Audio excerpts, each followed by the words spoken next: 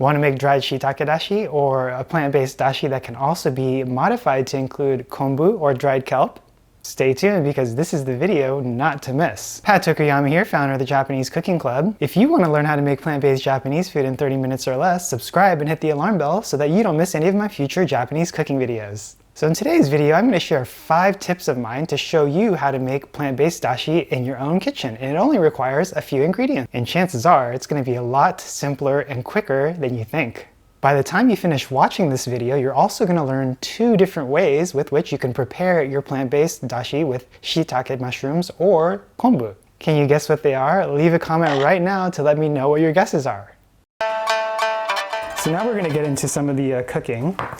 And what I have here on the pot, on the stove, is some freshly made konbu and shiitake dashi. So I posted the recipe in the Facebook group, and if you want to see a close-up of that, I'll show you what it looks like. But basically this is 10 grams of konbu, which is the dried kelp, and I have some right here to show you what that looks like when it's dried.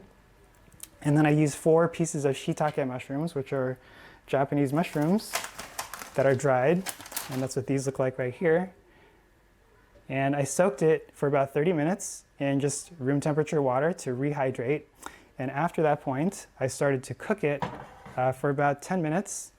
I need to take out the konbu now, which is you want to cook the konbu for about 10 minutes because if you cook it too long, it's going to start to get slimy, and then also the bitter flavors are going to come out. So let me take out the konbu. This hot method, so the nidashi method is the hot method, requires a little bit more work than the cold method. So just like we were talking about tea, if you can make Japanese tea, you can make Japanese dashi. And the reason that I say that is because, like we just made our tea, you can make dashi in exactly the same way. So I'm going to turn that up again.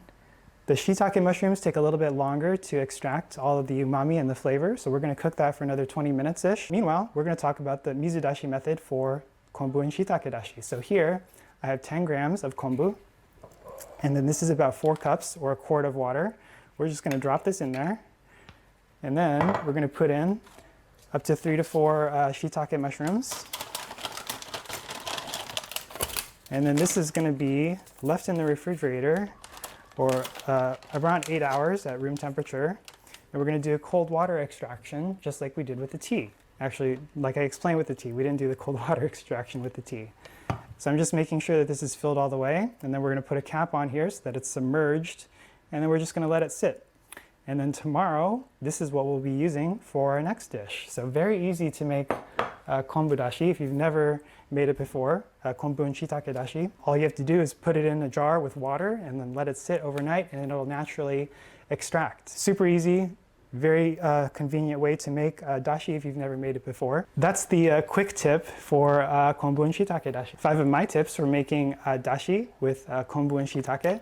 So like I mentioned before, use the cold method, the cold extraction, which is the mizudashi method. All you have to do is add it to water, let it sit overnight, and the next day it'll be ready to use. Make sure to weigh your ingredients. So if you're very new to making konbu and shiitake dashi, konbu tends to come in very different shapes and sizes.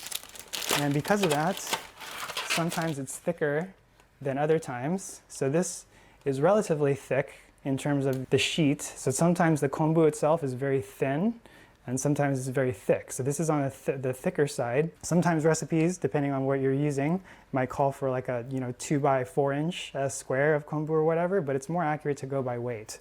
So 10 grams per liter of water, or 4 cups of water, is going to give you konbu dashi. And if you're going to be making konbu and shiitake dashi, which is the mushroom konbu dashi, you're just going to add around 3 to 4 mushroom caps like I just showed you. My third tip is to freeze extra dashi. So for example, if you know you're going to be cooking a lot of Japanese food, like we are going to be cooking every day this week, what I could do is just make 3 or 4 of these mizudashi method jars and freeze them tomorrow, so that the next day and the next day I wouldn't have to remake it. And then when I'm ready to use it, all I would have to do is just take the konbu and the mushroom out, and then it would be ready to use. So I do that every now and then.